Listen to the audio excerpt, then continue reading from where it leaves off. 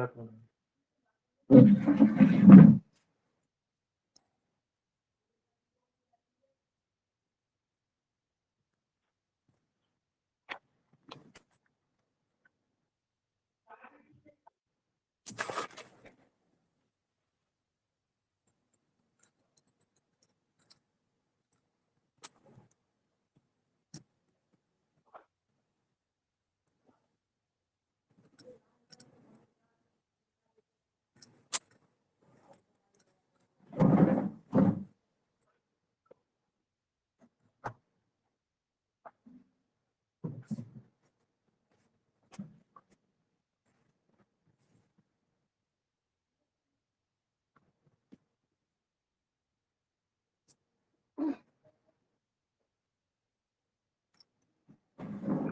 कौन कौन आ रहा है कनक?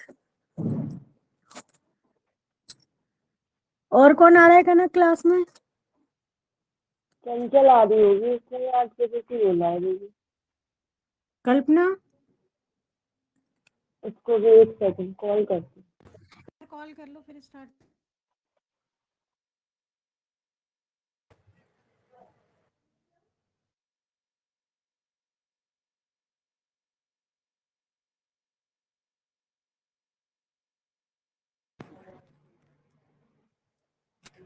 पावर ऑफ एसपी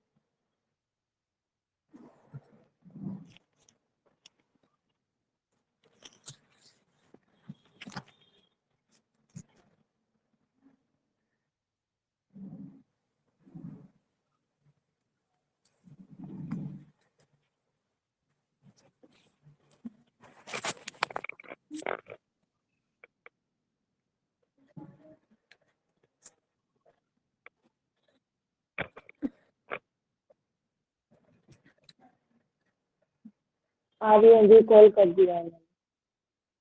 अच्छा ठीक है, फिर स्टार्ट कर देंगे उसको और आ जाने दो। कल्पना को और पूछ लो एक बारी। दोनों को पूछ लिया, दोनों आ रही है। अच्छा अच्छा, कुछ पूछना हो जब तक तुम पूछ लो। वही पूछ रही थी। कोई भी उसमें ना, केवल इसमें ना सेक्शन वाइज बहुत ज्यादा बेसिक ध्यान रखना कि किस सेक्शन में क्या है। ट्रिक्स के बेसिक पे याद रखना कि किस सेक्शन में क्या है।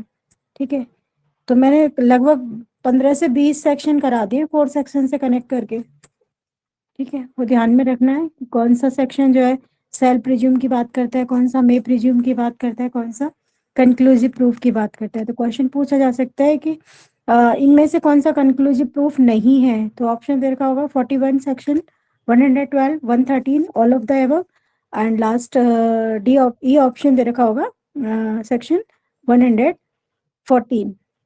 तो उसमें पूछा है कि इनमें से किस में कंक्लूसिव प्रूफ का सेक्शन नहीं है, तो हो जाएगा 114। 41 मैंने बताया था प्रोबेट ज्यूरिसडिक्शन की बात करता है, जिसको हम जजमेंट इन रेम बोलते हैं। आ तो गए, अनम्यूट कर लो तुम। चंचल अनम्यूट करो, वीडियो ऑन चंचल करो। नहीं, कल्पना है। कल्पना अनम्यूट करो, अनम्यूट।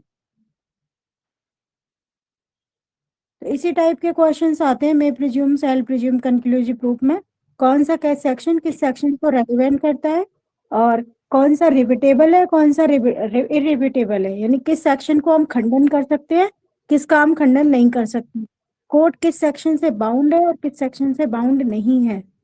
इस टाइप का क्वेश्चन आता है। जैसे सपोज दैट अगर कोर्ट पूछता है, अगर पूछता है फॉलोइंग रिपीटेबल सेक्शन गिवन है, तो वेरिएबल कौन सी होंगे?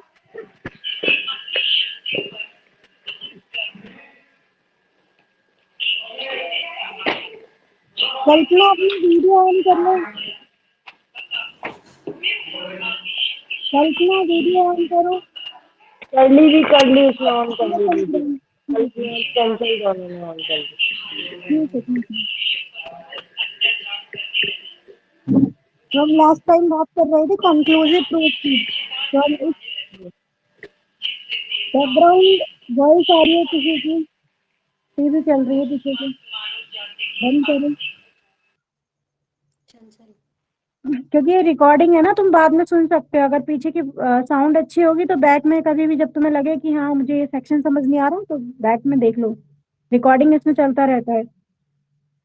हम बात कर रहे थे कंक्लूसिव प्रूफ की। तो क्वेश्चन किस टाइप से आता है, इनमें से कौन सा रिविटेबल सेक्शन है, तो वो सेक्शंस दे देगा कोई भी उठा के, या पूछेगा कि मे प्रिज्यूम सेल प्रिज्यूम रिविटेबल, यानी इनका खंडन किया जा सकता है या नहीं किया जा सकता है।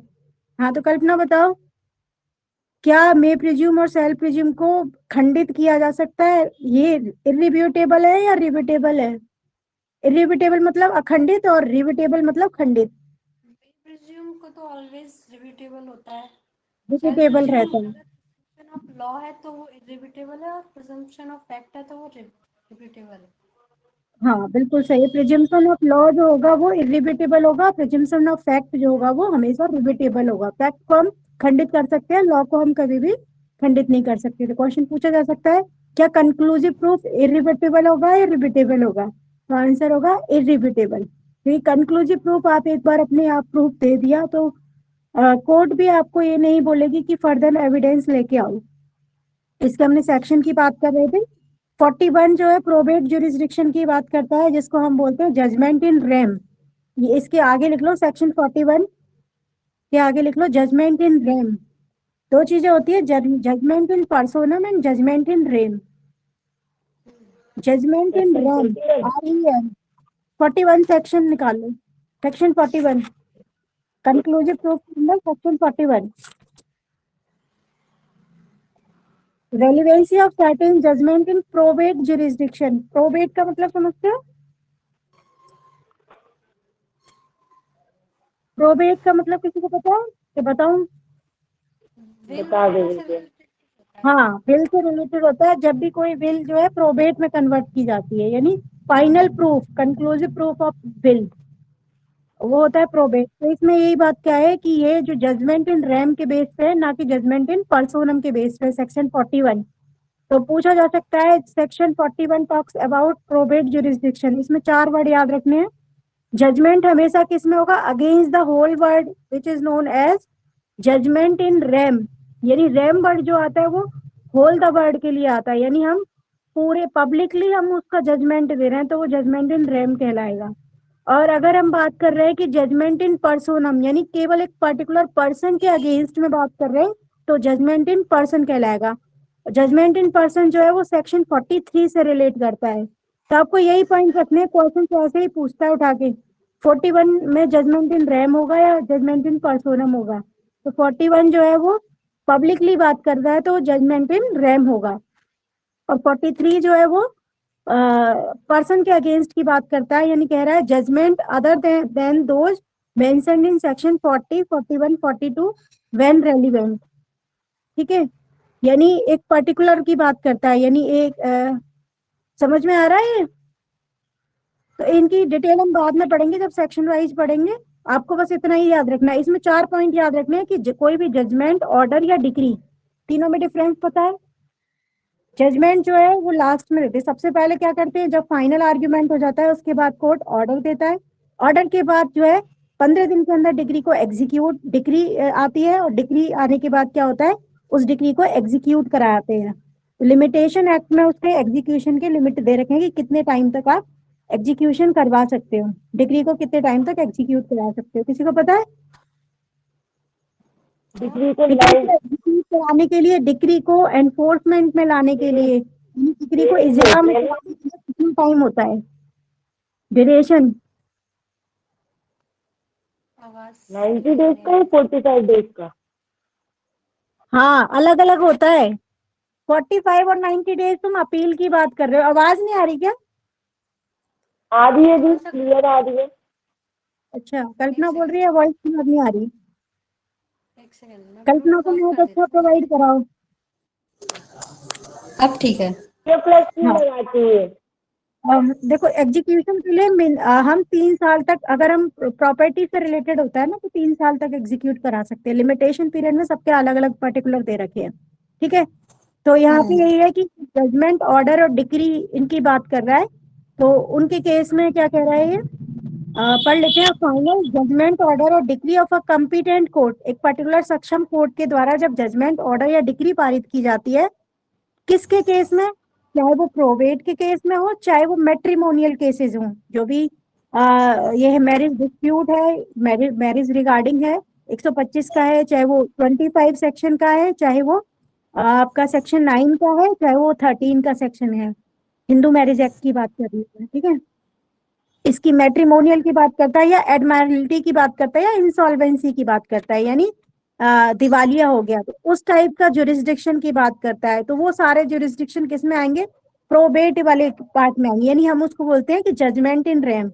यानी ये जो है फाइनल आर्ग्यूमेंट, जो फाइनल डिसीजन होगा, ये कंक्लूसिव प्रूफ है। आप इसके ऊपर अपील में जाओगे, आप इसके ऊपर ये नहीं कहोगे कि दोबारा से एविडेंस लेके आओ, यानी आंसर ने दे दिया, उसके बाद बोल रहे हैं कि वही वो उनको एविडेंस लेके आएंगे जजमेंट। तो जजमेंट के लिए आपका जब जजमेंट हो जाता है तो उसको क्या करना पड़ता है, उसके लिए जब फाइनल आर्ग्यूमेंट, फाइनल जजमेंट हो गया है तो उसके लिए आप अपील में जाइए। उसके लिए कोर्ट से परमिशन नहीं मांगेंगे, एक हमारा एविडेंस रह गया था उसको भी ले लो, नहीं।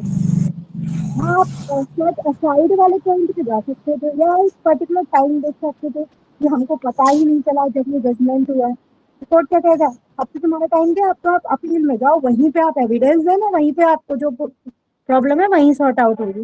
यानी आप अगर मान लो डीएम ऑफिस में जाते हो किसी भी क्रिमिनल केस में, तो कहाँ जाओगे अपील के लिए, एडीजे कोर्ट में जाओगे, एडीजे या डीजे जो भी उसमें आता है, यानी लोअर कोर्ट से आप हायर कोर्ट में जाओगे, ठीक है। तो पहली अपील, दूसरी अपील इस तरीके से होती है। आप जजमेंट और ऑर्डर के बीच में ये नहीं कह सकते कि मेरा एक एविडेंस रह गया था, सारा आपने लिया ही नहीं था, वो जजमेंट हो गया। आप कहाँ पे, जजमेंट प्रोनाउंस होने के बाद सुनाया जाता है ना, तब आप उससे पहले आप एविडेंस दे सकते थे परमिशन लेके, या आप पर्टिकुलर ग्राउंड दिखा सकते थे कि जजमेंट जब सुनाया जा रहा था उस टाइम पे आप पर्टिकुलर ग्राउंड दे सकते थे कि इन ग्राउंड की वजह से मैं एविडेंस नहीं लेके आ पाया, अब एविडेंस लेके आता हूँ, तो जजमेंट को थोड़ा डिले किया जाए, ठीक है। तो आप जो ऑर्डर दे रहे हो तो उस ऑर्डर को एक्सपार्ट, जो भी ऑर्डर हो रहा है उसको सेटिसाइड कर सकते हो, लेकिन जब एक बार फाइनल डिग्री या जजमेंट आने के बाद उसको सेटिसाइड नहीं कर सकते, उसके बाद फिर आप अपील में जाओगे, ठीक है। यही बस कह रहा है सेक्शन, बाकी डिटेल हम बाद में पढ़ेंगे, क्योंकि अगर मैंने बहुत डिटेल में गई तो मैं कंप्लीट नहीं करा पाऊंगी सिलेबस, ठीक है। 112 की बात कर रहे थे, जो कि बहुत ज्यादा इंपॉर्टेंट है। 112 में केवल मैं केसेस लिखा दूंगी, आप पढ़ लेना, ठीक है। 112 होता है birth during marriage, conclusive proof of legitimacy, यानी ये कहता है कि जबकि शादी होने के दौरान जो है बच्चा जो जन्म लेता है वो क्या है, वो धर्मजत्व बोलते हैं उसको हिंदी में, धर्मजत्व, यानी लेजिटिमेट है या इलेजिटिमेट है। अगर शादी के 280 दिन के भीतर बच्चा पैदा होता है तो वो क्या है, लेजिटिमेट कहलाएगा, यानी उसको भी उतना ही हक होगा जितना कि पर्टिकुलर टाइम में शादी के बाद होता है। यानी सपोज दैट कोई लेडी अगर प्रेग्नेंट है बिफोर मैरिज और उसकी शादी हो जाती है लेकिन बच्चा उसको 280 डेज के अंदर आता है, तो वो लेजिटिमेट माना जाएगा, क्योंकि जिससे शादी हुई उसने कोई अगेंस्ट में कोई फाइल नहीं लगाया या उसने कोई क्लेम नहीं किया कि ये बच्चा मेरा नहीं है, या अगर इस टाइप की इलिजिटिमेसी आती है तो उसके लिए डीएनए टेस्टिंग होती है, ठीक है। काफी नए नए केसेस थे इसमें।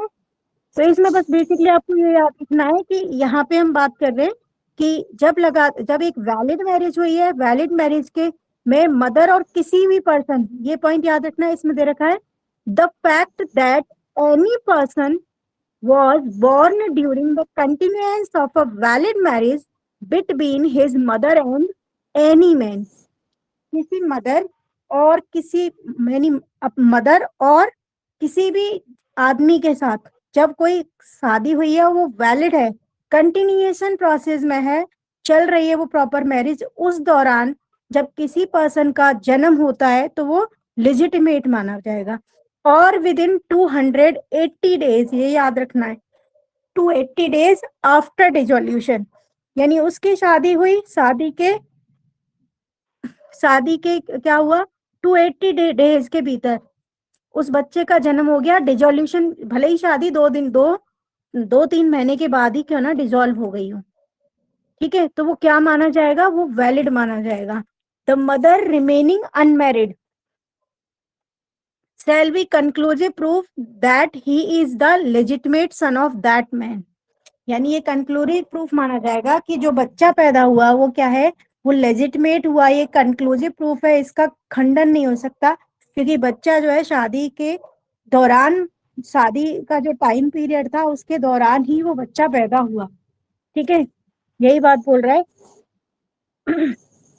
that he is legitimate son of that man unless it can be shown that the parties to the marriage had no access to each other at any time when he could have been begotten। यही बोल रहा है कि यानी बच्चा पैदा जब हुआ वो शादी के दौरान हुआ, पहला पॉइंट ये कह रहा है। और ये कह रहा है कि जब और ये एक बात ये बोल रहा है लास्ट पॉइंट में, यही बोल रहा है कि 2 पॉइंट आपको याद रखना, एक तो बच्चा पैदा हुआ शादी के दौरान, दूसरा 280 डेज के अंदर हुआ, तीसरा डिसोल्यूशन ऑफ मैरिज, यानी डिसोल्यूशन हो चुका था लेकिन वो टाइम पीरियड जो था 280 डेज का कंप्लीट हो गया, ठीक है, आफ्टर डिसोल्यूशन, डिसोल्यूशन के बाद वो बच्चा पैदा हो तो भी वो लेजिटिमेट माना जाएगा। तीसरा पॉइंट ये कह रहा है कि अनलेस, जब तक कि उसको प्रूफ ना कर दिया जाए कि ये दोनों साथ में नहीं थे और या इनकी शादी नहीं हुई थी पहले, ठीक है, तो ये ध्यान में रखना है। आपको इतना ध्यान रखना है कि लेजिटिमेट वर्ड याद रखना है कि सेक्शन 112 क्या कहता है, लेजिटिमेसी। इससे पूरा 1.5 घंटे का लेक्चर है, वो मैं अभी नहीं ले सकती, अगर टाइम बचेगा तो मैं लास्ट में ले लूंगी उसको, क्योंकि जिसमें केसेस हैं बहुत सारे, ठीक है। तो इसका एक केस याद रखना, नंदलाल वासुदेव, लिख लो नंदलाल वासुदेव बड़वेल वर्सेस लता, नंदलाल वासुदेव नंदलाल वासुदेव बनाम लता नंदलाल, लता नंदलाल।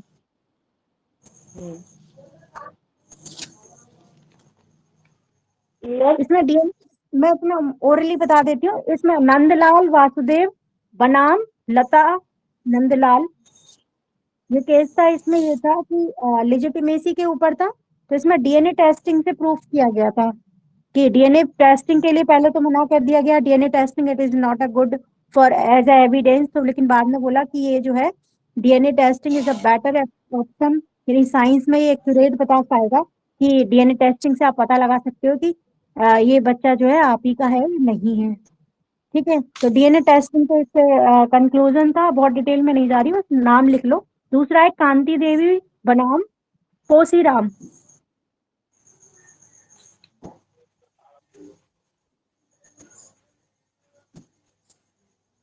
कांति देवी बनाम पोसीराम, पोसीराम POSHI पोसीराम, पोसी पोसी पोसी POSHI पोसीराम। इसमें एक वर्ड यहाँ पे एसिस वर्ड आया है ना, परस्पर पहुंच, पक्षकारों के बीच परस्पर पहुंच, यहाँ पे एसिस वर्ड को डिफाइन किया गया था, हाई कोर्ट का था ये।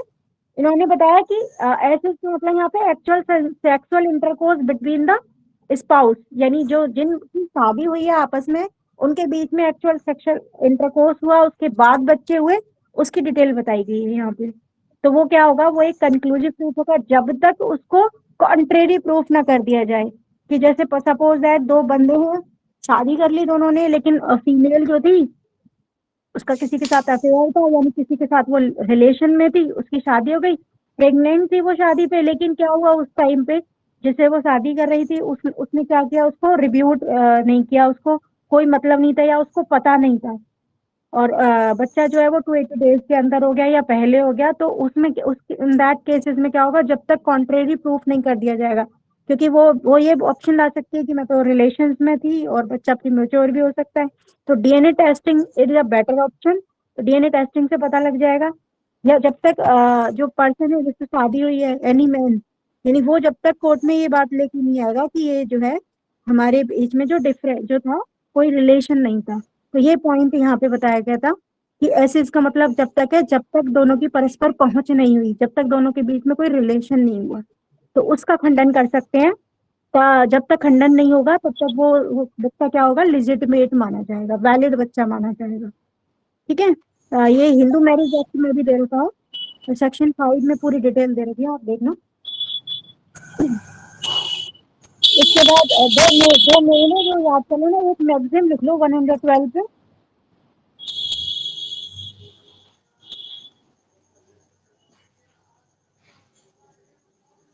चलो मैं मैगजीन उस पर डाल दूंगी इसकी, ठीक है। उसमें तो प्रॉपर यहाँ तक बस आपका कंप्लीट होता है। 113 और देख लेते हैं, प्रूफ ऑफ सेशन टेरिटरी। बस याद रख लेना सेशन टेरिटरी वर्ड को, कि सेशन टेरिटरी यानी सेशन ऑफ टेरिटरी की बात करता है 113, यानी राज्य क्षेत्र के अध्यर्पण का सपूत। यानी कोई भी पहले ब्रिटिश गवर्नमेंट थी, तो उसमें गवर्नमेंट ऑफ इंडिया एक्ट था 1935, उसमें जो सारी चीजें लिखी गई थी उनके बारे में बताया गया है कि वो कंक्लूसिव प्रूफ है, वो वैलिड सेशन है। यानी पर्टिकुलर टेरिटरी को उन्होंने डिवाइड किया कि ये एक टेरिटरी है। जैसे अब धीरे धीरे करके जैसे आपका स्टेट में डिवाइड हो जाते हैं ना, पहले अरुणाचल प्रदेश, आंध्र प्रदेश में हैदराबाद को डिवाइड कर दिया, या झारखंड को बिहार से कर दिया। तो इस टाइप का टेरिटरी जो पहले डिफाइन की गई, जो टेरिटरी फिक्स हो गई, वो एक कंक्लूसिव प्रूफ हो गया ब्रिटिश गवर्नमेंट इंडिया एक्ट के अंदर। जो टेरिटरी में डिवाइड हो गया कि ये पर्टिकुलर टेरिटरी में इतने पर्सन आएंगे, पर्टिकुलर टेरिटरी में ये होगा। जैसे वेस्टर्न बंगाल का डिवीजन हो गया, वहां पे वेस्टर्न और ईस्टर्न में, तो इस टाइप का वो यहाँ पे दे रखा है। मेरे को इसका कॉन्सेप्ट समझ में नहीं आया कि 113 के अंदर ये क्यों डाल दिया, क्योंकि देखो 112 लेजिटिमेसी की बात करता है, 13A फिर सुसाइड की बात कर रहा है, यानी वो क्या है, मे प्रिज्यूम की बात करता है। बीच में ये कहाँ से घुसा दिया पता नहीं। लेकिन बस इन्होंने ये बोल दिया कि कोई भी टेरिटरी को जब गवर्नमेंट जो है फाइनल कर देती है, तो वो एक कंक्लूसिव प्रूफ माना जाता है, उसको रिपीटेबल नहीं कर सकते। क्योंकि जब स्टेट डिवाइड होता है तो पर्टिकुलर स्टेट और पर्टिकुलर सेंट्रल गवर्नमेंट का रोल होता है। और जब वो लोकसभा में पारित होता है, जब वो कोई भी स्टेटमेंट दिया जाता है कि ये हम स्टेट डिवाइड कर रहे हैं, तो लोकसभा में और राज्यसभा में पारित होने के बाद, प्रेसिडेंट के सिग्नेचर होने के बाद, वो एक एक्ट में कन्वर्ट हो जाता है, एक पर्टिकुलर स्टेट का एक्ट बन जाता है। जैसे उत्तराखंड का है तो उत्तराखंड एक्ट बन जाएगा, उत्तराखंड लैंड एक्विजिशन एक्ट हो गया, यूपी है तो यूपी का हो गया, पर्टिकुलर स्टेट का हो जाता है, तो वो एक फिक्स हो जाता है। तो वही सब बताया गया है। एक बार जब वो हो गया, उसको आप रिपीटेबल नहीं कर सकते। एक बार जब फाइनल हो गया, एक्ट बन गया, यानी एक्ट आने से पहले वो बिल होता है, बिल के बाद वो एक्ट होता है, पहले बिल पारित होता है, ये सब तो पता होगा ना। कोई भी जब आप एक्ट और बनता है तो उससे पहले क्या सिचुएशन आती है, सबसे पहले जो है वो प्रपोजल आता है। प्रपोजल जो है वो लोकसभा में आता है, लोकसभा के बाद वो राज्यसभा में आता है, फिर ज्वाइंट सेशन होती है, फिर दोनों सदन में बैठते हैं, अगर नई प्रेसिडेंसी होती है तो फिर उसके बाद प्रेसिडेंट के सिग्नेचर होते हैं, प्रेसिडेंट के बाद फाइनल बिल जो है वो पारित एक्ट में कन्वर्ट होता है, बिल के सिग्नेचर होते हैं, फिर वो एक्ट जो है आपके भी आता है, यानी पूरे उसमें सेंट्रल गवर्नमेंट के थ्रू इशू हो जाता है कि पर्टिकुलर स्टेट का ये एक्ट या ये एक्ट जो है पूरे भारत में लागू है। ठीक है, जैसे अभी किसान आंदोलन के जो फायदे पूरे इंडिया पे लागू थे, तो उसी टाइप का ही बता रहे हैं। कोई तरह सेशन ऑफ टेरिटरी के प्रूफ कैसे करेगी। एक बात, अगर गवर्नमेंट में ब्रिटिश गवर्नमेंट की बात करें, सेंट्रल गवर्नमेंट का राज था, तो जो टेरिटरी चुन दी उन्होंने, वो फाइनल हो गई, वो कंक्लूसिव हो गई। जब तक उसका कंट्राडिक्शन नहीं होगा, तब तक उसको ब्रेक नहीं कर सकते। ठीक है। अब हम इसके बाद चलते हैं, यहाँ पे हमारे 112 हो गए। अब हम चलते हैं सेक्शन, हमने 79 से लेके कहाँ तक पढ़ लिया, 112 तक। अब जो बीच बीच में छूट गई ना बर्डन ऑफ प्रूफ में, वो और हम कंप्लीट कर लेते हैं, तो हमारा पीछे का पार्ट कंप्लीट, और आगे से हम 74 सेक्शन पे आ जाते हैं। तो हमारा 74 में जो हमारा कहाँ तक आ जाएगा, 74 से लेके 74 पे जाओ, सेक्शन 74 पे। सेक्शन 74 पब्लिक डॉक्यूमेंट की बात करता है। ठीक है, तो हमने सेक्शन 4 पढ़ लिया, सेक्शन 3 पढ़ लिया। सेक्शन 3 इंटरप्रिटेशन क्लॉज की बात करता है, जिसमें सारे डेफिनेशन दे रखे हैं कि एविडेंस क्या है, ओरल एविडेंस क्या है, डॉक्यूमेंट्री एविडेंस क्या है, कोर्ट की डेफिनेशन क्या है, वो सारा हमने पढ़ लिया। सेक्शन 44 जो था वो बहुत वाइड था, जिसको हमने एक ग्रुप में पढ़ लिया, जिससे मैं आज नोट्स डाल दूंगी, उससे आप आराम से पढ़ लेना। मैंने पर्टिकुलर सेक्शन वाइज बना दिए, बहुत इजी ट्रिक में है, आप उठाओगे और आपको याद हो जाएगा। उसमें हमने मे presume, self presume, conclusive proof पढ़ लिया। अब इनके सेक्शन जो थे वो 79 से लेकर कब तक, कहाँ तक थे, बेसिकली 98 तक के, और कुछ कुछ हमने 112, 105, 107 और 113 पढ़ लिए। उनके बीच बीच में जो जो बचे हुए हैं ना वो हम कंप्लीट कर लेते हैं, तो हमारा ये 74 से 113 वाला पोर्शन कवर हो जाएगा। फिर हम आगे की तरफ चलेंगे मूव करके, ठीक है। तो हमारा एक पूरा, हमें लगेगा कि हमने आधा पीछे से कर लिया, आधा हमने आगे से कर लिया। अब ये 74 जो है वो डॉक्यूमेंट की बात करता है। डॉक्यूमेंट हमने डिफाइन किया था सेक्शन 3 में। डॉक्यूमेंट क्या होता है? कोई भी लेटर, कोई भी हमने, बताओ कोई डिफाइन करेगा डॉक्यूमेंट क्या होता है? डॉक्यूमेंट सेक्शन 3 में हमने पढ़ा था, बताओ फटाफट से।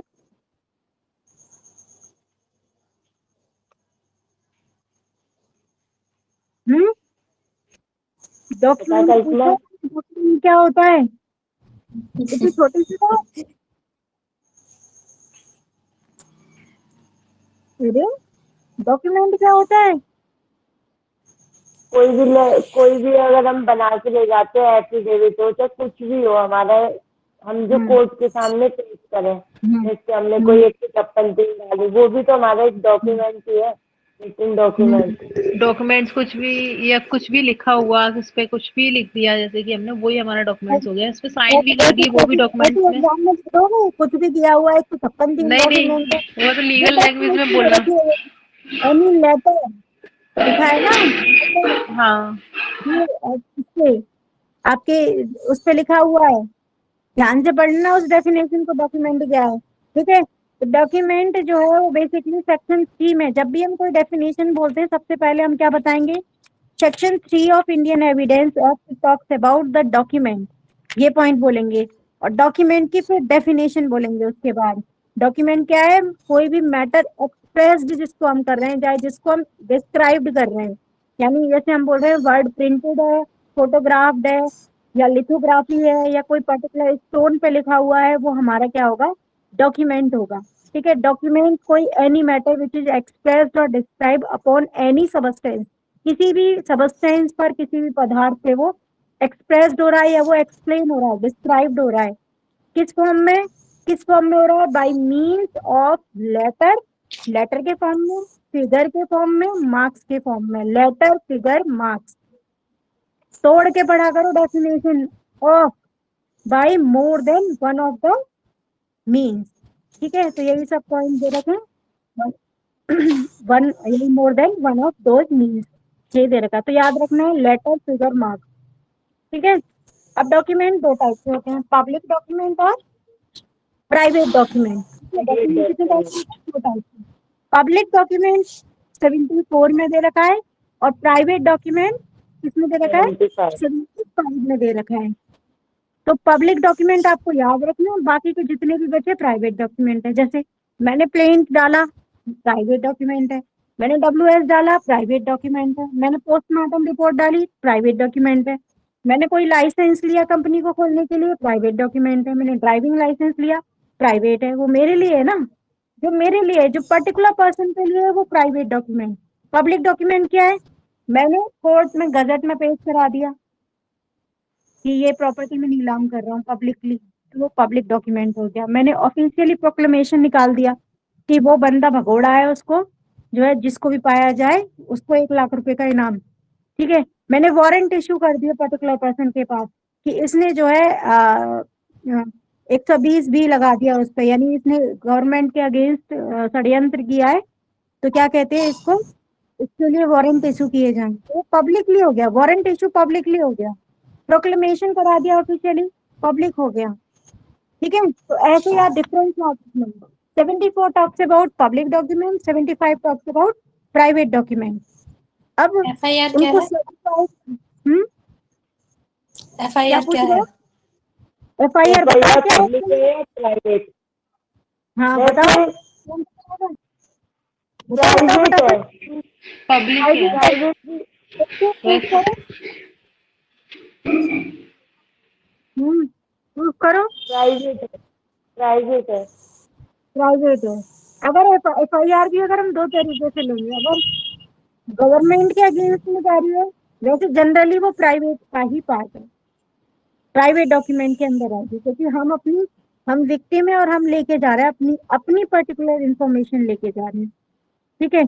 अगर मैं बोलूँ म्यूटेशन डीड, देखो जो पब्लिकली हो रही है वो तो सीधा सीधे माइंड का कॉन्सेप्ट है। रजिस्ट्रेशन कराते हैं, बेनामा कराते हैं, उसका दाखिल खारिज कराते हैं। अच्छा तुम लोग सारे क्रिमिनल के हो ना तीनों? नहीं, मुझे पता है नहीं, मुझे दाखिला खारिज वाला। पता होगा इतनी चीज तो सबको पता होगी। हाँ पता है। लेकिन खारिज कराते हैं, म्यूटेशन डीड बनती है। हाँ, सेम तो डीड दाखिल खारिज और ट्रांसफर कराते हैं, तो उसका जो ऑनलाइन उसका वो आता है कि कितने की राशि हमारा ये प्रॉपर्टी पे इसका रजिस्ट्रेशन का हम इसको ट्रांसफर करा रहे हैं, हम इसको दूसरे के नाम करा रहे हैं। तो वो पब्लिकली हम आप ऑनलाइन जब देखोगे आपको दिख जाएगी। तो जो पब्लिकली शो हो रही है वो पब्लिक डॉक्यूमेंट है। जैसे पर्टिकुलर मैंने बोला चार्जशीट, एफआईआर तो मान लो प्राइवेट डॉक्यूमेंट, वो मैंने चार्जशीट बोली थी ना, चार्जशीट आ गई, तो एफआईआर भी हम एक तरीके से पब्लिकली लेंगे, क्योंकि जब वो चार्जशीट आ गई तो उस टाइम पे वो क्या हो जाएगी, पब्लिकली हो गई, यानी चार्जशीट आ गई है, पब्लिक में शो हो गई है, उसके अगेंस्ट हो गई है, कोई भी देख सकता है ना चार्जशीट को, तो पब्लिकली हो गई। अब मैं ये थोड़ी कि मैंने कोर्ट में प्लेंट डाला तो पूरा पूरा इंडिया देखेगा उसको, नहीं देखेगा। प्लेंट मेरा है, उसमें चीजें मेरी हैं, जिसके अगेंस्ट में वो देखेगा और कोर्ट देखेगी और मैं देखूंगा, तो वो मेरा पर्सनल मैटर है, ठीक है। अगर कोई भी पुलिस ऑफिसर के डॉक्यूमेंट है, जनरल डायरी है, वो भी पब्लिक डॉक्यूमेंट है, क्योंकि पब्लिक देख सकती है। चार्जशीट को अगर तुम कोई भी जाके कोर्ट में बोल दो कि मुझे इस उसकी मुकदमे की चार्जशीट चाहिए, आपको आराम से दिखा देंगे। तो क्या ये पब्लिक डॉक्यूमेंट है। कोई भी कोर्ट के द्वारा डिग्री पारित की या कोई जजमेंट किया, तो जजमेंट की अगर हम बात करेंगे तो वो दो केसेस में आ जाएगा, judgement in rem and judgement in personam. Personam की बात करते तो वो प्राइवेट डॉक्यूमेंट, देखो कॉन्सेप्ट समझ लो। फिर तुम्हें देखो बेयर एक्ट में तो 4 महीने देगा, लेकिन आपसे क्वेश्चन वो घुमा के पूछेगा। क्वेश्चन वो यही पूछेगा इनमें से कौन सा चार्जशीट डॉक्यूमेंट पब्लिक है प्राइवेट है। हालांकि एपीओ इतना टफ नहीं पूछेगा, लेकिन मैं आपको समझा दे रही हूँ, आप ताकि वेरिएशन कर पाओ, हाँ ये डॉक्यूमेंट प्राइवेट होगा या पब्लिक होगा। पब्लिक में जैसे सपोज दैट हम क्या कह रहे थे, डिग्री, डिग्री अगर कोर्ट ने पारित की तो वो क्या हो गया, पब्लिक डॉक्यूमेंट। अगर मैंने जजमेंट इन रेम बोला तो वो क्या हो गया, पब्लिक डॉक्यूमेंट। अगर मैंने जजमेंट इन पर्सनम बोला, पर्टिकुलर पर्सन के अगेंस्ट में आया जजमेंट, तो वो प्राइवेट डॉक्यूमेंट हो गया। बस इतना माइनर डिफरेंस याद रखना है। कोई भी मजिस्ट्रेट का डॉक्यूमेंट हुआ कोई भी, वो पब्लिक हो गया, क्योंकि आप देखते हो ना सुप्रीम कोर्ट के और हाई कोर्ट के जजमेंट होते हैं वो पब्लिकली इशू होते हैं। अब मनुपत्रा पे जाओ आपको सारे केसेस मिल जाएंगे। आर्यन खान का पूरे में फेमस हो गया, उसकी एक एक लाइन सबको पता चल रही है कि बेल कब होगी, कब खारिज होगी, कौन से ग्राउंड होंगे, कौन से ग्राउंड नहीं होंगे, तो पब्लिक डॉक्यूमेंट हो गया ये, ठीक है। बर्थ, अगर मैं पूछूं बर्थ सर्टिफिकेट या डेथ सर्टिफिकेट क्या है, पब्लिक डॉक्यूमेंट है या प्राइवेट डॉक्यूमेंट है, बताओ। प्राइवेट। पब्लिक है, बर्थ क्योंकि पब्लिक नहीं, क्योंकि हम ऑनलाइन देख सकते हैं इसको। बस इतना ही ऑनलाइन। डिफरेंस जो पब्लिक हो रहा है। गजट कोई भी न्यूज पेपर में कोई भी रिपोर्ट निकल रही है वो पब्लिक डॉक्यूमेंट, क्योंकि उसको सब देख सकते हैं। मैंने भी एक बार मेरी मार्कशीट हो गई है, इस डेट को यहाँ पे मैं गई थी, यहाँ पे इतने टाइम पे मेरी मार्कशीट हो गई, तो न्यूज पेपर में निकल गई कि मेरी मार्कशीट को गलत रिपोर्ट ना किया जाए, तो ये क्या है, पब्लिक डॉक्यूमेंट है। मैंने पब्लिक को इन्फॉर्मेशन दे दी, मैंने प्रोक्लेमेशन निकाल दिया कि कुर्की कर कि मेरी प्रॉपर्टी इस बंदे की प्रॉपर्टी को अटैच कर दिया जाए और जहाँ पे ये बंदा है उसको अरेस्ट करके कोर्ट के समक्ष लाया जाए, तो वो भी क्या है, वो एक पब्लिक डॉक्यूमेंट है। इसे इतना ही समझाना था। और इसके बेयरअप क्या जाते हैं, क्या कह रहा है बेयरअप, पब्लिक डॉक्यूमेंट क्या है, पब्लिक डॉक्यूमेंट क्या है, forming the act, record of the act, जो भी कार्य हो रहे हैं उनके जो फॉर्म बन रहे हैं वो, और रिकॉर्डिंग, वो सब क्या है, डॉक्यूमेंट है, पब्लिक डॉक्यूमेंट है। क्या, जैसे सोवरेन अथॉरिटी, सोवरेन अथॉरिटी मतलब सेंट्रल गवर्नमेंट को, स्टेट गवर्नमेंट को अथॉरिटी है, कोर्ट को अथॉरिटी है, जो पुलिस को जो अथॉरिटी है, यानी मैं खुद की मालिक, मेरा प्रभुत्व, मैं खुद बोल रही हूँ, यानी मैं कोर्ट कोर्ट का डिक्री, कोर्ट का जजमेंट, कोर्ट की डॉक्यूमेंट्स फाइल, कोर्ट की फाइल को आप कोई भी देख सकते हो, भाई पब्लिकली शो हो रहा है ना, क्या उनका जजमेंट आ रहा है, चार्जशीट क्या हो रही है, क्या उनसे एफआईआर लॉन्च हुई है, किसके खिलाफ हुई है, वो सब पब्लिकली, जो पब्लिकली हो रहा है। ज्यादातर एफआईआर वाला पार्ट पब्लिक में ही आ जाएगा, प्राइवेट में नहीं आएगा, क्योंकि पब्लिकली शो हो रहा है वो, ठीक है। तो वो सारी चीजें, म्यूटेशन डीड हो गया, मजिस्ट्रेट के डॉक्यूमेंट, वो सब पब्लिक में आ जाएंगे। तो सोवरेन अथॉरिटी जिसकी है, यानी स्टेट गवर्नमेंट के पास जो पावर है, जो पावर पुलिस के पास है, पर्टिकुलर अथॉरिटी के पास है जो पावर, ठीक है। दूसरा कह रहा है ऑफिशियल बॉडीज एंड ट्राइब्यूनल, ठीक है। तो कह रहा है ऑफिशियल बॉडीज एंड ट्राइब्यूनल, यानी पर्टिकुलर ट्राइब्यूनल होते हैं इंटरनेशनल लेवल पे और नेशनल लेवल पे, वो जैसे कोई भी कावेरी डिस्प्यूट था, गंगा रिवर का डिस्प्यूट था, तो वो ट्रिब्यूनल में जाके होता है, वो कोर्ट में जाके डिसीजन नहीं होता उसका, ट्रिब्यूनल में, इंटरनेशनल लेवल पे। तो वो भी पब्लिक डॉक्यूमेंट है, आप आसानी से देख सकते हो। भाखड़ा नागल डैम था और एक ये थे, इन सब में जो डिस्प्यूट हुआ, या जो श्रीलंका और इंडिया के बीच में जो सेतु था उस पर डिस्प्यूट हुआ, तो वो डिस्प्यूट क्या पब्लिकली आपको इश्यू दिखाई दे रहा है, तो वो आपके क्या हो गए, पब्लिक हो गया। यानी ऑफिशियल बॉडीज कोई भी हो या कोई ट्रिब्यूनल से रिलेटेड केसेस हो, वो सारे होंगे public document. Public officers, legislative, 3 word आते हैं, लेजिस्लेटिव, एग्जीक्यूटिव एंड जुडिशियरी। तीनों में डिफरेंस पता है? एग्जीक्यूटिव यानी कार्यपालक जो होते हैं, यानी एग्जीक्यूशनरी बॉडी कौन सी हो गई, पीएम जो है, प्राइम मिनिस्टर जो है, जो प्रेसिडेंट है, वो सब क्या है, एग्जीक्यूशनरी पार्ट है। जुडिशियरी, जुडिशियरी में जो हमारा कोर्ट वाला सिस्टम है। लेजिस्लेटिव जिसमें विधानसभा और विधान परिषद जो आते हैं, ठीक है, वो आपको ध्यान रखना है। उनसे रिलेटेड कोई भी डॉक्यूमेंट होगा वो सारे पब्लिक डॉक्यूमेंट होंगे। ये पूरी मतलब आपके सामने रिप्रेजेंट हो रहे हैं, ठीक है। कॉमनवेल्थ गेम जितने भी हो रहे हैं, फॉरेन कंट्री में जो भी ऑफिशियल नोटिस निकल रहे हैं, वो सारे पब्लिक डॉक्यूमेंट होंगे। जैसे अभी कोरोना को लेके आई थी इंफॉर्मेशन, तो कोरोना को लेके जो भी इंफॉर्मेशन मिल रही थी वो सारी इंफॉर्मेशन पब्लिक थी, कि आज इस कंट्री में ये हुआ, आज ये हुआ, तो वो सारा पब्लिक डॉक्यूमेंट कहलाएगा। पब्लिक रिकॉर्ड किस are kept in any state of private document, यानी प्राइवेट किसी भी स्टेट में कोई पब्लिक रिकॉर्ड है प्राइवेट डॉक्यूमेंट का, जैसे मान लो ये कह रहा है किसी भी स्टेट में रखे गए प्राइवेट दस्तावेज, प्राइवेट डॉक्यूमेंट से पब्लिक रिकॉर्ड, ठीक है। यानी मेरा कोई डॉक्यूमेंट है, आरटीआई ऑफिस में रखा हुआ है, अगर जरूरत पड़ने पर गवर्नमेंट को लगता है तो वो उसको प्रूफ करेगी, तो वो पब्लिकली दिखाई दे रहा है डॉक्यूमेंट, ठीक है। जैसे कोई भी बिल को लेके बात आती है, या कोई भी प्रॉपर्टी अगर नगर निगम में ट्रांसफर हो रही है, तो अगर बोला जाए कि इस अगर प्रॉपर्टी पे डिस्प्यूट है, प्रॉपर्टी नगर निगम में रजिस्टर हुई है या नहीं हुई है, तो वो नगर निगम में चली गई, तो वो पब्लिक डॉक्यूमेंट का पार्ट हो गई। बहुत बारीकियों से समझो, अगर प्राइवेट भी तो मेरे लिए आर्टिकल ऑफ एसोसिएशन में जो पढ़ते हैं, हाँ हाँ हाँ, वही बात कर रही हूँ, ठीक है। वो सारे पब्लिक डॉक्यूमेंट आएगा। अब इसमें यही दे रखा है, क्या हम प्लेन क्या होगा, प्राइवेट होगा या पब्लिक डॉक्यूमेंट होगा, तो इसमें दे रखा है इसमें कि प्लेन जो है वो पब्लिक डॉक्यूमेंट है या नहीं है। तो प्लेन क्या होगा, plaint is a private document, ठीक है। यही सारी चीजें हैं, तो आप लिखना चाहो लिख लो, प्राइवेट और पब्लिक डॉक्यूमेंट में एक बार मैं बोल देती हूँ और मैं इसी पे डाल दूंगी मैं, ठीक है। पब्लिक डॉक्यूमेंट को हम पब्लिक सर्वेंट के द्वारा तैयार करते हैं, ठीक है। और प्राइवेट डॉक्यूमेंट पर्टिकुलर पर्सन के द्वारा तैयार किया जाता है। कोई भी सेकेंडरी कॉपी पब्लिक डॉक्यूमेंट से जुडिशियल प्रोसीडिंग में क्या होती है, एडमिट की जा सकती है। जबकि अगर हम बात करें प्राइवेट में कोई भी एडमिट नहीं की जा सकती। प्राइवेट में ओरिजिनली मांगते हैं, अगर मैंने सपोज दैट राशन कार्ड का, मेरे नाम का राशन कार्ड था और वो लगाना था, मैंने उसकी जगह ओरिजिनल की जगह सर्टिफाइड लगा दिया, यानी ओरिजिनल की मैं जगह मैंने डुप्लीकेट लगा दिया, उसकी कॉपी लगा दी। कोर्ट कहेगा पहले आप ओरिजिनल दिखाओ एज अ एविडेंस, क्योंकि हम एविडेंस पढ़ रहे हैं, ठीक है।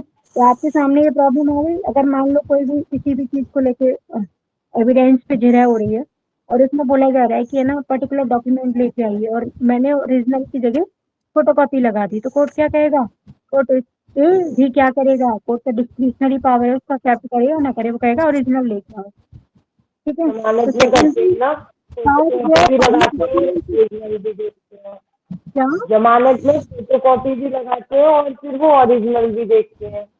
ओरिजिनल भी देखते हैं, जमानत वाला पार्ट भी तो हो गया, वो क्या हो गया, यानी आप उसमें केवल सेकेंडरी भी नहीं कर सकते, यानी वो प्राइवेट डॉक्यूमेंट, आपकी खुद की आइडेंटिटी है ना, आधार कार्ड, आधार कार्ड पब्लिकली दिखाई दे रहा है, खुद की आइडेंटिटी है उसको सर्टिफिकेट में नहीं लेंगे, उसको ओरिजिनली प्रूव करेंगे। ठीक है, तो यही डिफरेंस है कि हम सेकेंडरी पार्ट को, यही बहुत बारीकियां हैं, वो क्वेश्चन इसी पे बनते हैं। जब जिरह होती है ना तो यही छोटी छोटी चीजें देखी जाती है, कौन सा सेकेंडरी पार्ट ले सकते हैं, कौन सा नहीं ले सकते हैं।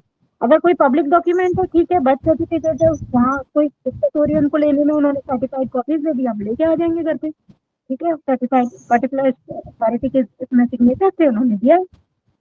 ठीक है, पब्लिक डॉक्यूमेंट हम सेकेंडरी एविडेंस के द्वारा प्रूफ कर सकते हो, लेकिन प्राइवेट डॉक्यूमेंट हम सेकेंडरी एविडेंस के द्वारा प्रूफ नहीं कर सकते। उसके लिए हमें प्राइवेट डॉक्यूमेंट के लिए ओरिजिनल ही लाना पड़ेगा। ठीक है, ओरिजिनल ही लाना पड़ेगा। और इसमें क्या है, कोर्ट बाउंड रहता है पब्लिक डॉक्यूमेंट में कि हाँ पब्लिक डॉक्यूमेंट है। जेन्युइननेस हमने पढ़ी थी 79 में, ध्यान हो तो सेक्शन 79 देश में पढ़ा रही थी तो हम पढ़ चुके हैं। जेन्युइननेस ऑफ सर्टिफाइड कॉपी पढ़ी थी हमने, सेक्शन 79 जो क्या कहता है, रिपीटेबल है या इरिपीटेबल है, सेल्फ प्रिज्यूम है या मे प्रिज्यूम है, सेक्शन 79। ये प्रिज्यूम, मे प्रिज्यूम, मे प्रिज्यूम कौन बोल रहा है, सेल्फ प्रिज्यूम है। पढ़ाई नहीं करी कहीं से, और कुछ लिए मैंने इतने सारे सेक्शन एक साथ ही करा दिए थे, ताकि क्वेश्चन जो है फटाफट टिक कर लो।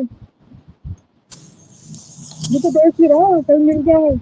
अरे सेल्फ प्रिज्यूम के एक साथ नहीं बनाया तुमने मे प्रिज्यूम कंक्लूसिव प्रूफ का, उसी में लिख लेते मे प्रिज्यूम के कौन कौन से सेक्शन है, सेल्फ प्रिज्यूम के कौन से हैं, कंक्लूसिव के कौन कौन से हैं। इतनी देर लगा रहे पहले मे प्रिज्यूम है, अभी भी नहीं पता। मैं बोल रही हूँ चार्ट नहीं बनाया, अब बना लेंगे। क्या तो आप मेरे में लिखा मे प्रिज्यूम के अंदर कौन कौन से, मेरे पास बुक में जो प्रिज्यूम आती है है ना वो सब कुछ लिखा है, पर अरे मेरा वाला से लेके 85 तक कौन से हैं, सेल्फ प्रिज्यूम है या मे प्रिज्यूम है, मैंने मल्टीपल टाइम्स बोला था। 86 to 107 तो याद हो गया था, ये तो वो थे मे प्रिज्यूम फर्स्ट, और सेकंड नंबर वाले जो थे हाँ वो शेल प्रिज्यूम में आ गए। मैं पूछ रही हूँ मे प्रिज्यूम है सेल्फ प्रिज्यूम है, शेल प्रिज्यूम में, शेल प्रिज्यूम, मे प्रिज्यूम बता रहे हैं। नहीं नहीं शेल,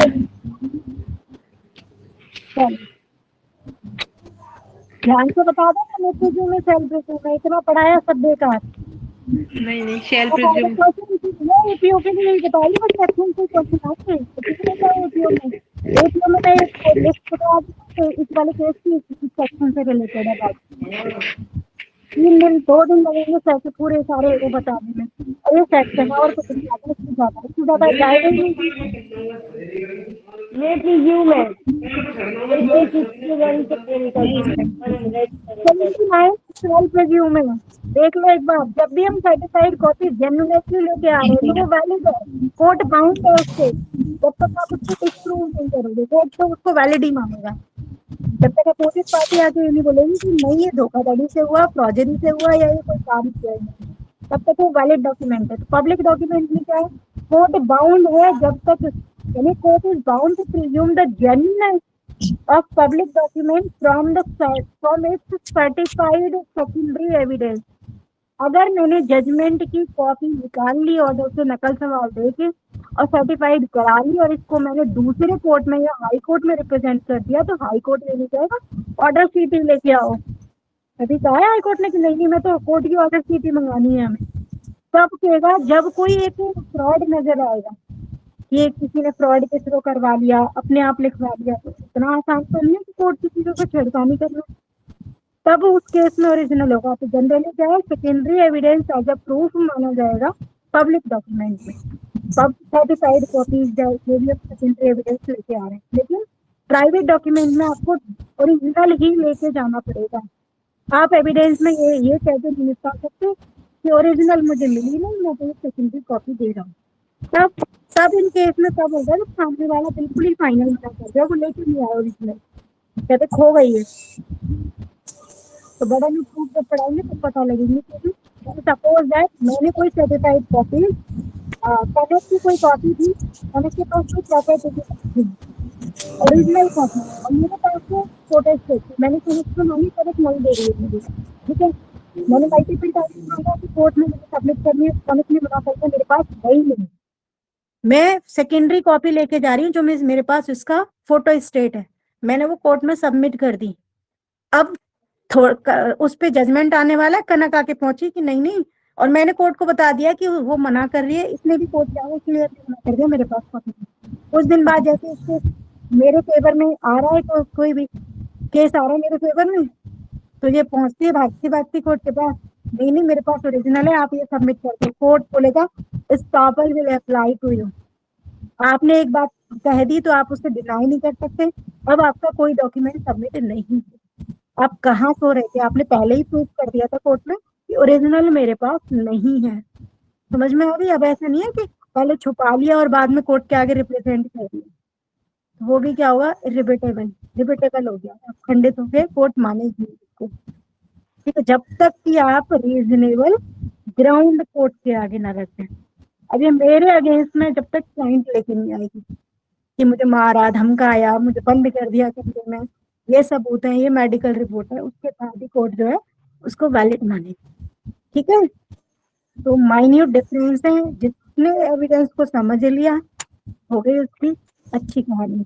ठीक है, इसके यही तो डिफरेंस है। आप लिस्ट ऑफ पब्लिक डॉक्यूमेंट में लिखना चाहो लिख लो, प्रोक्लेमेशन गजट, वारंट,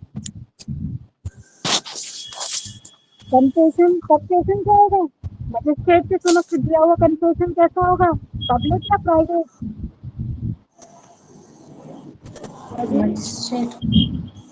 मजिस्ट्रेट के समक्ष कंसेशन प्राइवेट होगा। पब्लिक डॉक्यूमेंट होगा, मजिस्ट्रेट के जितने भी डॉक्यूमेंट है सब पब्लिक होंगे। ऐसा थोड़ी मजिस्ट्रेट फोन में बोलेगा आओ इधर जाके कन्फेस करो, चुपके से कन्फेस करो, वो तो भारी कोर्ट में बोलेगा कन्फेस करो, तो देखो आओ जाके चुपचाप कन्फेस करो। ठीक है, तो कंसेशन जो होगा वो पब्लिक डॉक्यूमेंट में आएगा, वारंट पब्लिक डॉक्यूमेंट में, कोर्ट गजट पब्लिक डॉक्यूमेंट में आएंगे, चार्जशीट जो भी मिटेशन डीड है वो सब पब्लिक में, वो बचा कुचा सब प्राइवेट में। देखो बेयर एक्ट में कितनी अच्छी बात लिखी है, सेक्शन 75, देखो नहीं लिखा जा रहा कोई बात नहीं, मैं तो दे दूंगी। प्राइवेट डॉक्यूमेंट में करा all other document are private, ये तो एक बात कैसे निकल गया, पब्लिक डॉक्यूमेंट के अलावा जो भी बचा हुआ है वो प्राइवेट डॉक्यूमेंट। तो आप ढूंढते रहना क्वेश्चन जब आए कौन सा पब्लिक है कौन सा प्राइवेट। ठीक है, इसने कुछ नहीं बोला, 75 में बोल दिया all other document are private. तो पूछ सकता है क्या पोस्टमार्टम रिपोर्ट, क्या लाइसेंस, क्या इनकम टैक्स रिटर्न, या इंश्योरेंस पॉलिसी, ये सब क्या है, या प्राइवेटली सेल डीड जो बनाई हमने, या रेंट एग्रीमेंट बनाया। अपनी रेंट एग्रीमेंट कितना आएगा, पब्लिक में प्राइवेट में? प्राइवेट आएगा, क्योंकि वो एक पर्टिकुलर पर्सन के लिए है ना। पब्लिक प्राइवेट हुआ, प्राइवेट में आएगी। ठीक है, तो ये सारे हो गए आपके 74 75। अब क्या कह रहा है, 74 read will 75 76 certified copies of public document.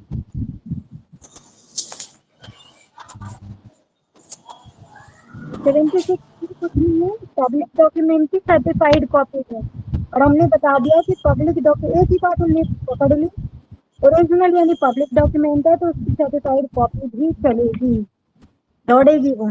ठीक है, तो यहाँ पे यही कह रहा है कि किसी डॉक्यूमेंट यानी पब्लिक डॉक्यूमेंट को सर्टिफाइड कॉपी बनाने की पूरे प्रोसीजर इसमें देखा है कि हमने सर्टिफिकेट को इशू किया इस डेट पे, उसके सिग्नेचर किए हैं पर्टिकुलर ऑफिसर के, उसमें ऑफिसर्स के टाइटल भी दिए हुए हैं, तो वो वैलिड माना जाएगा। तो इसलिए इधर का सेक्शन 74 रीड विद सेक्शन 76 यानी पब्लिक डॉक्यूमेंट यानी पब्लिक में CUD आ रहा है तो वो 74 है। ठीक है, उसके बाद क्या है 76, उसका सर्टिफाइड कॉपी 76 में होगा। एक बार पढ़ना चाहो पढ़ लेना, वैसे कुछ इसमें है नहीं, इसमें यही कह रहा है कि कोई पब्लिक ऑफिसर है, प्रत्येक पब्लिक ऑफिसर की ड्यूटी बनती है, यानी वो उसके अंदर जो भी डॉक्यूमेंट पब्लिक रखे जाएंगे वो उसकी कस्टडी में होंगे, और जो है वो जब कोई बंदा उसकी डिमांड करता है तो लीगल फीस दे के उसकी पर्टिकुलर कॉपी निकलवा। सबसे बड़ा एग्जाम्पल, जब हम नकल सवाल दे के अपनी ऑर्डर शीट निकलवा वो इसके अंदर रख लेना, समझ में एक ही बार में आ जाएगा। हमने नकल सवाल दिया, पर्टिकुलर फीस दी, मामूली है तो 50 रुपये दे दिए, वरना 100 जो भी देखा अर्जेंट में दिए, हमने वहाँ पे वो निकाल लिए जो भी डॉक्यूमेंट हमें चाहिए, निकाल के हमने वो वापस कर दिया सर्टिफाइड पे। हमने कोर्ट ने क्या किया, उसको मोहर लगा दी, सिग्नेचर कर दिए, डेट दे दी। समझ में आ गया होगा 76। ठीक है, सर्टिफाइड कॉपीज हमने जो दे दी, इसी का पूरा प्रोसीजर दे रखा है, अंदर से पढ़ लेना, इसमें और कुछ नहीं कहा। 77 कह रहा है proof of document by production of certified copies. जो भी सर्टिफाइड कॉपीज हमने तैयार की हैं उसका डॉक्यूमेंट के द्वारा उसको क्या करना, प्रूफ करना, यानी उसके अंदर जो कंटेंट लिखे हैं क्या वो ओरिजिनल कंटेंट से मैच करते हैं या नहीं करते हैं, उसकी बात कर रहा है। तो ये हम सर्टिफाइड कॉपीज की बात हमने कहाँ की थी, हमने पब्लिक डॉक्यूमेंट के सर्टिफाइड कॉपीज की बात की है, क्योंकि प्राइवेट डॉक्यूमेंट में हम केवल सर्टिफाइड यानी हम सेकेंडरी एविडेंस देके काम नहीं चला सकते, हमें ओरिजिनल डॉक्यूमेंट भी कोर्ट अगर मांगेगी तो हमें देना पड़ेगा। यानी वो क्या है, वो उसको हम रिपीटेबल कर सकते हैं, कोर्ट बाउंड नहीं है, कोर्ट भी और दूसरी पार्टी भी जब चाहे जब दूसरा डॉक्यूमेंट मंगा सकती है, ओरिजिनल मंगा सकती है, लेकिन पब्लिक में जरूरत नहीं है। तो यहाँ पे यही है, proof of content of the public, जो पब्लिक में जो कंटेंट है उसको प्रूफ करना पड़ेगा। प्रूफ करने के लिए आप ओरिजिनल कॉपी से उसकी मैच कर लो। तो जरूरी नहीं है कि ओरिजिनल मंगाए हम, प्रूफ करने की जरूरत नहीं है जनरली। ये कॉन्सेप्ट ध्यान में रखना कि जो पब्लिक डॉक्यूमेंट है उसको प्रूफ करने की जरूरत नहीं है, बस हम कंटेंट के बेसिस पे, डेट के बेसिस पे, सिग्नेचर और ऑथराइज्ड पर्सन के सिग्नेचर जो है उसके बेहाफ पे हो जाएगा कि हाँ ये सर्टिफाइड कॉपीज है। या कोई कोर्ट ने अगर जजमेंट दिया है तो उस जजमेंट पे हम क्वेश्चन अराइज नहीं कर सकते सर्टिफाइड कॉपीज पे कि नहीं इसमें तो एरर मिस्टेक पे कर सकते हैं। टाइपिंग मिस्टेक है उस पर हम बोल सकते हैं कि यहाँ कुछ टाइपिंग रह गया होगा, वो हमें नहीं समझ आ रहा, उसके लिए हम ओरिजिनल देखना चाहते हैं, वो एक एक्सेप्शनल केस में आ गया। समझ में आ रहा है? अदरवाइज हम उस पर क्वेश्चन मार्क नहीं लगा सकते। यही कह रहा है इसमें, such certified copies may be produced in the proof of content of public document or parts of public document of which they purports to be copies। यानी यही कह रहा है कि इसमें कि आपने पर्टिकुलर प्रमाणित यानी सर्टिफाइड कॉपी जो उन पब्लिक डॉक्यूमेंट की या उन पब्लिक डॉक्यूमेंट के अंदर जो भी कंटेंट लिखा है वो एज अ एविडेंस पेश की जा सकेंगी, तो उनकी सर्टिफाइड कॉपीज इज सफिशियंट है, जरूरत नहीं है ओरिजिनल कॉपी से उसको मैच कराने की। ठीक है, सर्टिफाइड कॉपीज वैलिड होंगी, यानी ओरिजिनल कॉपी को हम कोर्ट के समक्ष जब हम प्रस्तुत कर रहे हैं, यानी करने की जरूरत नहीं है जब हम सर्टिफाइड कॉपीज दे रहे हैं। ठीक है, इन डिफरेंट केस में अगर कोर्ट की पावर है, कोर्ट की डिस्क्रिशनरी पावर है, और अगर उसको कुछ वेरिएशंस या कुछ चेंजेस लगते हैं या उसको लगता है कि फ्रॉड हो गया है यहाँ, तो वो मंगा सकता है, अदरवाइज वो जरूरत नहीं है। ठीक है, 78 क्वेश्चन था, क्या क्वेश्चन था जैसे आप बोल रहे हो ना कि हम जज के ऑर्डर को ये नहीं कर सकते, जैसे कि ये होता है जैसे हम हमारा किसी भी कोर्ट में, सेशन कोर्ट में हमारा एडीजे सपोज दैट थर्ड में हमारा कोई केस है, हमें उसको ट्रांसफर कराना है, तो हम जज पे कोई ऐसा एलिगेशन लगाते हैं कि या तो जज सही से नहीं सुन रहा या फिर ये गलत वे में जा रहा है, तो वो किस में आएगा? वो भी तो होता है ना, ट्रांसफर टीटी बोलते हैं। एप्लीकेशन मूव करेंगे ना पर्टिकुलर, वो हम अपील में जा तो रहे हैं, अपील में यही सारे प्रोविजन तो दे रहे हैं कि हमारे बिहाफ पे नहीं, या हमारी बात नहीं सुनी गई, हमें एज एविडेंस देने का मौका नहीं मिला, अपील में जा तो रहे हैं। अपील में सारे ऑप्शन रखोगे ना, अब अपील में आप आर्ग्यूमेंट में ये चीजें रखोगे ना कि जजमेंट जो है वो ऐसा हुआ, उसमें एक एविडेंस के लिए हमें पावर नहीं दी गई, या रिवीजन जब हम करा रहे हैं उसमें हम ग्राउंड रखेंगे कि हमें मौका नहीं मिला, हमें लास्ट अपॉर्चुनिटी कर दी, हमारे ऊपर ये लगा दिया, हम वहां उस टाइम मौजूद ही नहीं थे। या आप एक पर्टिकुलर ऑब्जेक्शन एप्लीकेशन दोगे ना, जजमेंट जज पे एलिगेशन नहीं लगा सकते कि टीटी जज ने बोलते ऐसा हैं, कर हम्म टीटी जो होता है वो टीटी ये बोलते हैं ना, ट्रांसफर ट्रांसफर बोलते हैं। टीए होती है, ट्रांसफर एप्लीकेशन। हाँ ट्रांसफर एप्लीकेशन, हाँ मैं वो बात भी बोल रही हूँ, ट्रांसफर एप्लीकेशन के आप पॉइंट दे सकते हो, उस टाइम पे आप पॉइंट दे सकते हो जब आप फाइल को ट्रांसफर हो रही है ना वो फाइल, अब उसका जब ऑब्जेक्शन लगाते हो ना, ऑब्जेक्शन में आप दे सकते हो कि ये ग्राउंड है हमारे, तभी तो वो सीनियर जो उसमें जाएगा तब वो देखेगा, उस ऑब्जेक्शन एप्लीकेशन लगाओगे, उसको फिर एफिडेविट के साथ लगाओगे, ये है। ठीक है, आ गया समझ में? ओके। 78 कह रहा है proof of other official document, यानी सर्टिफाइड कॉपी को छोड़कर जो भी डॉक्यूमेंट है उनको आप किस तरीके से प्रूफ करोगे, वो मेथड सारे दे रखे हैं इस यहाँ पे। बहुत ज्यादा इसके अंदर तो नहीं पूछा जाता है, फिर भी इसमें पॉइंट्स देख लेना, जैसे क्लिक कर लेना, उन पॉइंटों को अंडरलाइन कर लेना। कल्पना चली गई? जी मेरा नेट भी फिनिश हो गया, जाने वाला है। अच्छा, नेट तो लेके बैठो करो नेट को। मतलब बहुत जल्दी जाता है यहाँ पे। Proof of other official document की बात कर रहा है, यानी सर्टिफाइड कॉपीज को छोड़कर, यानी पब्लिक डॉक्यूमेंट को कैसे प्रूफ करोगे, यानी सेंट्रल गवर्नमेंट और स्टेट गवर्नमेंट के द्वारा नोटिफिकेशन देके वो सारे इसमें पॉइंट दे रखे हैं, वो एक बार आप रीड कर लेना। ऐसे जिसमें कुछ खास है नहीं, 78 में है ना, बाकी मैं इसका डिटेल भेज दूंगी तुम्हें। 78 में यानी इसमें ये कह रहा है आप चार्ट बनाओगे ना इसमें कि किस टाइप का डॉक्यूमेंट है और कौन से एविडेंस उसको प्रूफ करने हैं, जैसे कोई एक्ट है या ऑर्डर है या नोटिफिकेशन है सेंट्रल गवर्नमेंट का, स्टेट गवर्नमेंट का, या किसी भी स्टेट गवर्नमेंट के डिपार्टमेंट का, तो डिपार्टमेंट के पास उसका रिकॉर्ड होना चाहिए, वही तो एज एविडेंस प्रूफ करेंगे। ठीक है, तो क्या होगा, डिपार्टमेंट जो है उसकी सर्टिफाइड कॉपीज भी देगा या उसको ओरिजिनल को प्रूफ करके बताएगा। तो यही कह रहा है proof of other official document. Official document जो है वो क्या करेगा, यानी रिकॉर्ड होंगे उसके डिपार्टमेंट के पास, वो रिकॉर्ड एज एविडेंस प्रूफ होंगे। यानी किसी ने अगर डायरी मेंटेन की हुई है तो वो डायरी शो करेगा कि भाई इस डेट पे ये बंदा अरेस्ट हुआ था, ये डायरी है, जनरल डायरी जो पुलिस के पास होती है, या आरटीए एक्ट में जी जी आपने कोई रजिस्ट्रेशन कराया है तो वो बताएगा हमने इस डेट को इस वाली हमारी बुक में एंट्री थी, ये भी आपका शो होगा। तो अदर डॉक्यूमेंट की बात कर रहा है, जैसे कोई लेजिस्लेचर प्रोसीडिंग है तो किस जनरल में वो पब्लिश हुई थी, क्या हुआ था, वो सारे शो करेगा। कोई प्रोक्लेमेशन ऑर्डर रेगुलरिटीज जो थी इशू हुई थी तो उसकी कॉपीज जो है निकाली थी किसी गजट में तो वो दिखाएगा, शो करेगा। जैसे मान लो सपोज दैट कोई पर्टिकुलर बैंक जो है, बैंक के पास किसी की प्रॉपर्टी मोर्टगेज रखी थी, ठीक है, अब वो बैंक का समझ कर्जा नहीं चुका, उसने लोन लिया हुआ था, तो बैंक क्या करती है उस मोर्टगेज प्रॉपर्टी को कोर्ट नीलाम में कर क्या देती है। कोर्ट में निकाल देती है कि हम इस प्रॉपर्टी को नीलाम कर रहे हैं क्योंकि इसने इस प्रॉपर्टी का लोन नहीं चुकाया पर्टिकुलर टाइम के अंदर। ठीक है, तो वो क्या हो गया, वो आपका गजट, वो एज अ प्रूफ माना जाएगा। अगर वो दूसरी बार वो क्या हुआ, भागा भागा वो कोर्ट में गया, कोर्ट में जाके बोलता है कि ऐसे ऐसे वो अगेंस्ट करता है सूट अगेंस्ट द कंपनी या कोई बैंक जिससे उसने लोन लिया था कि ऐसे ऐसे मेरी प्रॉपर्टी को नीलाम कर रहे हैं। तो कोर्ट क्या, नहीं उसको पता भी नहीं है और वो सूट डाल देता है। ठीक है, और उसको पता नहीं है उसकी जो नीलामी का गजट आ गया है, तो कोर्ट में वो सेकंड वाला जो दूसरा बैंक की तरफ से वो क्या कर देगा, वो प्रूफ ला देगा कि हमने तो ये नोटिस निकाला था गजट में, पब्लिकली हमने इशू कर दिया था कि मोर्टगेज प्रॉपर्टी इस तारीख को नीलाम हो जाएगी, और हमने वो नोटिस भी इनको भी भेज दिया एक नोटिस, और उसमें पब्लिक में भी कर दिया। तो वही बात कर रहा है, वो डॉक्यूमेंट जो है एज अ प्रूफ माना जाएगा। गजट में शो हो गया, उसकी सर्टिफाइड कॉपी की जरूरत नहीं है।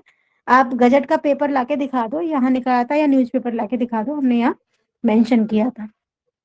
होता है ना, जैसे सामान इशू करते हैं, वारंट करते हैं, एक बार समन कर दिया नहीं आ रहा, दोबारा कर दिया नहीं आ रहा, तो फिर न्यूज़पेपर में निकलवा दो उसका। ये है इस टाइप का। ठीक है, तो यही सब है। 78 आपका कंप्लीट हो गया, यहाँ से 74 से 78 कंप्लीट, 79 से 98 तक कंप्लीट। ठीक है, अब हम आगे से चलेंगे, आगे से जितने भी सेक्शन पीछे के क्रॉस करेंगे वो मिक्स करके पढ़ेंगे। ठीक है, आगे हम सेक्शन 5 की तरफ चढ़ेंगे नेक्स्ट क्लास में। अब डेली ले लूंगी ये वाली क्लास तो मैं, ठीक है, और फिर 1 तारीख से 1 नवंबर से फिर हम जीके की और इसकी 1-1 घंटे दोनों ले लेंगे। तो 21 नवंबर को है ना एग्जाम, तो लगभग आपका ये होगा। लॉ वाला पार्ट तो छूटना ही नहीं चाहिए, सारे क्वेश्चन हो जाने चाहिए। ऑब्जेक्टिव लगा लो, जो नहीं समझ में आए वो मुझसे पूछ लो। ठीक है, जी चलो ठीक है, फिर यहीं पे क्लास को क्लोज करते हैं। थैंक यू, ओके जी। गुड नाइट जी। Good night.